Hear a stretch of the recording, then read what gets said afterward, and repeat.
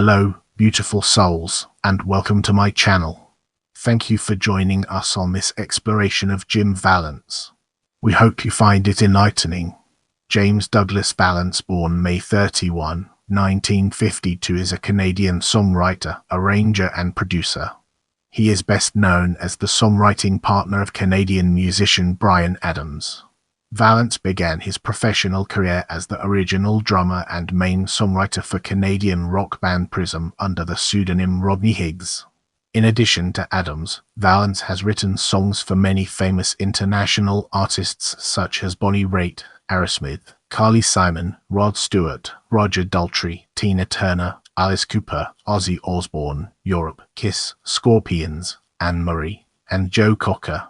His most recognizable songs are What About Love Heart, Spaceship Superstar, Prism, Run to You Bryan Adams, Cuts Like a Knife Bryan Adams, Heaven Bryan Adams, Summer of '69 Bryan Adams, Now and Forever You and Me Anne Murray, and Edge of a Dream Joe Cocker. He also co-wrote Tears Are Not Enough for Northern Lights for Africa, an ensemble of Canadian recording artists in support of the 1985 African famine relief. He has won the Canadian music industry Juno Award for Composer of the Year 4 times, a record later shared by the Weeknd. Vallance is a member of the Order of Canada. Moving forward, we'll be taking a closer look at profile. Vallance is best known as Bryan Adams' songwriting partner from 1978 to 1989 and again from 2005 to 2019. Vallance has also been involved with the music industry member associations, Performing Rights Organisation of Canada Limited (PROCAN), Society of Composers, Authors and Music Publishers of Canada (SOCAN), FACTOR, and Songwriters Association of Canada (SAC). Moving on to the next segment, we have early life. James Douglas Vallance was born on May 31, 1952, in Chilliwack, BC. He grew up in a series of small towns on the west coast of Canada, including Vanderhoof 1964-1967 and Terrace 1967-1970, where he collected fond memories that would later show up in lyrics to some of his songs, like Summer of '69. He took piano lessons starting at age 7. He then took up guitar and drums at 13. In 1965 he formed a band with some classmates called the Tremolans, which was later renamed the Foremost. At 18, he enrolled in the music program at the University of British Columbia, where he studied piano under Francis Maradaskin, flute with Conrad Crocker, and cello with Hans Seibrist. He re-entered the UBC music program again in 1973 but dropped out to travel Europe with fellow musicians Peter Bjerring, Peter Bering, and Tom Merhady. As we move forward, let's uncover the untold stories and fascinating intricacies of Prism as Rodney Higgs. Prism as Rodney Higgs. Vallance joined Vancouver jazz blues rock band Sunshine as a drummer in the earlies. There he met band member Bruce Fairbairn, who would later become an influential Canadian record producer. In 1975, Fairbairn approached Vallance about recording a demo of some of the band's music in hopes of landing a recording contract. Initially, the music was not Vallance, but after several rehearsals, Fairbairn asked Vallance to contribute some of his songs. One of them, Open Soul Surgery, caught the ear of a record company executive at GRT who offered Fairbairn's group a recording contract. Using various musicians from Sunshine and another Vancouver band, Seeds of Time, Fairbairn recorded and produced a 9-song album, 7 of which were written by Vallance. The band was renamed Prism, and Vallance decided to use the pseudonym Rodney Higgs rather than his real name in the album credits. The debut Prism album was a success as it hit platinum status in Canada, sales in excess of 100,000. But Vallance decided to leave the Prism lineup before the next album as he didn't enjoy the constant travel necessary for touring. What he did enjoy was songwriting and arranging, and preferred to work out of his makeshift home studio. Although Vallance left the band's lineup, he did help his former bandmates by contributing 1 song for each of the subsequent 2 albums, then 1 more for the 2008 album Big Black Sky. With the groundwork laid, let's now examine early years and its connections to our previous discussions. Upon leaving the Prism lineup, Vallance worked as a session musician in and around Vancouver to earn a living, while his ultimate objective was to be a full-time songwriter. He was in need of a performing artist as a vehicle to promote his songs. Meanwhile, a talented, brash young artist named Bryan Adams had just established himself on the Vancouver music scene with the local band Sweeney Todd. Adams decided to leave the band for a solo career, but at 18, he was still inexperienced in the music business. In search of assistance, an informal meeting was arranged between Vallance and Adams at a Long and McQuaid musical instrument shop in Vancouver. Vallance and Adams had known about each other through the Vancouver music scene, although they had never been introduced. At the meeting, both admitted they liked the idea of a songwriting partnership and agreed to forge one. The arrangement was twofold. In the long term, the songs would be primarily used as the material for Adams' solo career, while, in the short term, they would serve as a source of income by licensing songs to other artists. The early going was quite difficult. Adams' solo demo recordings were rejected by numerous record companies. Persistence paid off as Adams-Vallance was signed as a songwriting team by Lake in 1978. The songwriting tandem was unknown, so most artists were not interested in considering their songs. Vallance then landed a contract to write and arrange his next album, Rock and Roll Nights, through his association with talent manager Bruce Allen. The role of producer was added midway through recordings when the band fired the first producer. In all, 5 songs were contributed. Vallance wrote 2, Jamaica and Rock and Roll Hell, co-wrote 2 other songs with BTO members, while Adams contributed Wastin' Time. In 1979, Prism was back in the studio to record their third album, Armageddon, and needed help with songwriting. Since the departure of Vallance, Rodney Higgs, the current lineup was unable to fill the songwriting void adequately. Vallance brought his new protege, Adams, along to help. Adams wrote or co-wrote 3 songs for the album and played guitar on 1 track. Take It or Leave It was credited as B. Adamsa. Higgs, since Vallance wanted to identify with his Prism fans by using his pseudonym. Vallance then produced Franco-Ontarian band Cano's Rendezvous that summer. Vallance then landed another contract through Bruce Fairbairn to write songs for Ian Lloyd in 1980 and again in 1982.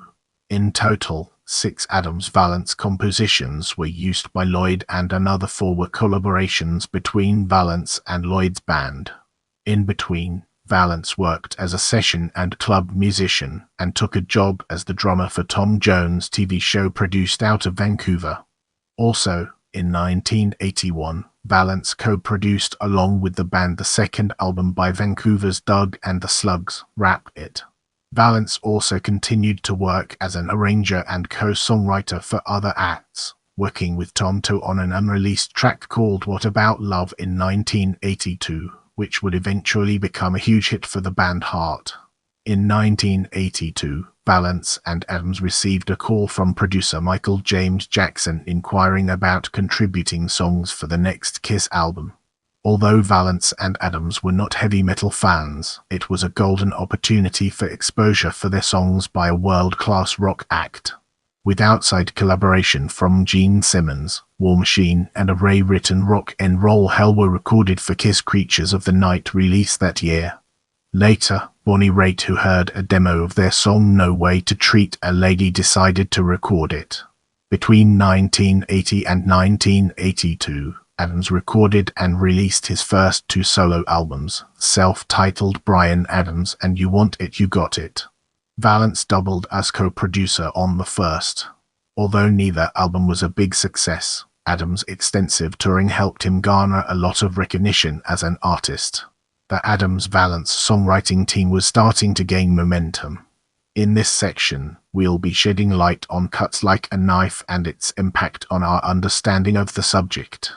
Cuts Like a Knife was Adams' breakthrough album. Released in 1983, it established him as a legitimate North American music star. That album did not chart in Europe. It also established the Adams-Vallance songwriting team in the music industry as other artists started to consider their songs seriously. The album spun 3 singles: Straight from the Heart, Cuts Like a Knife, and This Time I'm Ready. The Only One and Take Me Back also received airplay. Ironically, Straight from the Heart was the highest charting of the 3 and is not a Vallance composition. It was written by Vancouver singer-songwriter Eric Cadner, with Adams adding the instrumental bridge, and credited as Adams-Cadner. The others were Adams-Vallance compositions. The album Cuts Like a Knife was certified 3 times platinum in Canada and certified 1 time platinum in the US. At the Canadian Juno Music Awards, Cuts Like a Knife and Straight from the Heart were nominated for a Single of the Year award, while Cuts Like a Knife won the Composer of the Year award for Adams-Vallance. Prepare yourself for an eye-opening discussion on Reckless in the upcoming portion of this video. Reckless made Adams an international superstar. By the end of 1985, Reckless had spun off 6 singles and sold millions of copies worldwide. Adams-Vallance was now considered one of the top songwriting acts in the music industry. No longer did they have to forward demos to artists hoping they would consider them, as now their agents were contacting Adams-Vallance requesting their services. The Adams-Vallance team wrote songs for artists such as Paul Dean, Kiss, and Bonnie Raitt. After sharing Juno Awards as a Composer of the Year with Adams in 1984 and 1985, Vallance won 2 awards alone in 1986 and 1987. He was co-recipient with Adams of PRO Canada's William Herald Moon Award for International Achievement in 1985. Get ready for a thought-provoking discussion as we delve into Northern Lights for Africa and its impact on our understanding. Vallance was involved in the Northern Lights for Africa famine relief cause in 1985 as co-writer and executive producer of the song Tears Are Not Enough. David Foster had been contacted by Quincy Jones, producer of the United States of America for Africa Ensemble, asking him if he could the same by Canadian artists. The American artists had just recorded We Are the World, and Jones was interested in including a song by the Canadian artists on the album. Foster accepted and approached Vallance, who he knew was working out of the same studio at that time. Although Foster and Vallance knew each other through the music industry, they had never collaborated on a song before this. Foster arrived at Vallance's home the next day and the 2 worked on the music in Vallance's home studio. Foster had to leave that evening to return to the studio and left the lyrics to Vallance. Rachel Payment, Vallance's wife, wrote the French lyrics as she is Franco-Ontarian and a songwriter in her own right. Bryan Adams returned from touring the following day to help complete the lyrics. The title was taken from an unrelated, unrecorded song by Bob Rock and Paul Hyde of the Canadian band The Payola, which Foster was producing at the time. The songwriting is credited to Foster, Vallance, Adams, Payment, Rock, and Hyde. The recording with the grand ensemble of Canadian artists took place on February 10, 1985, at Manta Studios in Toronto, Ontario. Vallance played the drums on the recording. Vallance was credited as executive producer for recording Bruce Coburn's part in a studio in Hamburg, Germany. Let's now turn our attention to breakup and reconciliation and examine its role within the larger context. During 1989, the Adams-Vallance songwriting partnership became strained to the point that it was dissolved. The team was under intense pressure from the record company to follow up Reckless. Instead, they delivered Into the Fire, which was poorly received by critics, and although it sold several million copies, coming off the success of Reckless, it was a commercial disappointment. Meanwhile, Vallance had just become a father and his lifestyle had changed considerably. Also, Adams complained that Vallance was coming back to the partnership burnt out from writing and producing songs with other artists and insisted that if they were to continue at the level they had been at, Vallance should put other projects on hold until they had another album. Vallance complied with Adams' request, but after several failed attempts to write and record what Adams felt was suitable material, Vallance informed Adams that he no longer wanted to work with him, and the Adams-Vallance partnership went into hiatus. Adams and Vallance were essentially estranged for some time, with only sporadic contact. In 2003, Adams approached Vallance, inquiring if he would like to co-write a few songs for his next album. Vallance agreed, and 3 songs on Adams' album 11 are credited with Vallance as co-writer. Adams then approached him to write the Olympic song with him and another Olympic song for ARD-TV in Germany. Prepare yourself for an eye-opening discussion on Glass Tiger in the upcoming portion of this video. Following the release of Reckless, Vallance worked with a new Canadian band, Glass Tiger. Initially hired to help with arrangements, the band eventually asked Vallance to produce their debut album. Vallance co-wrote such hits as Someday and Don't Forget Me When I'm Gone, which won the Canadian Music Industry Juno Award for 1986 Single of the Year. Following Glass Tiger's second album, Vallance declined offers to produce future albums. He cited the long hours and tedious work as reasons. He had more enjoyment in just the songwriting and arranging. Let's now turn our gaze towards Aerosmith and explore the fascinating connections it has to offer. In 1986, Aerosmith was a band in turmoil. Their previous album, Done with Mirrors, went below the radar in sales and airplay. To make matters worse, band members' alcohol and drug habits were causing problems. Geffen Records would only fund their next recording provided all the band members complete drug and alcohol rehab, which they did. After listening to the demos, the record company did not believe there was any material that would get them airplay. A second condition was then placed on them, and that was to have outside songwriters to work with the band members. Initially, band members were not warm to the idea. In the late years and early years, Vallance helped to write several songs with the band, including some of the hit singles Ragdoll 1987, Hang and Jury 1987, A Other Side 1989, Eat the Rich 1993, and Deuce a Wild 1994, in addition to several other Aerosmith songs.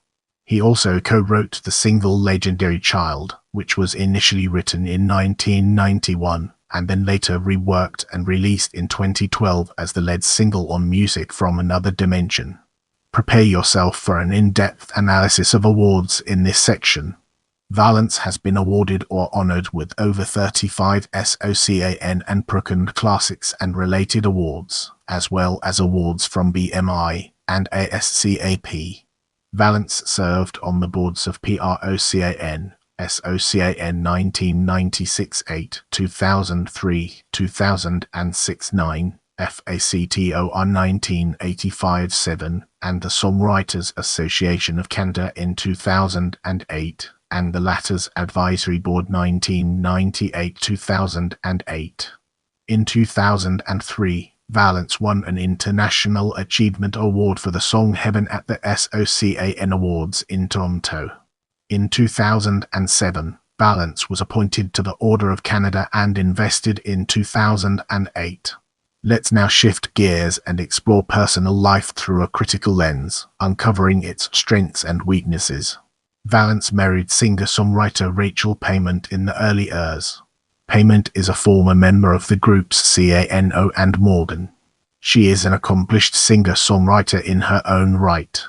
They have one child, Jimmy, who was a house DJ during his high school years and is currently an electronic musician for housey alternative band Bob Moses. Don't forget to check out my other videos for more valuable content.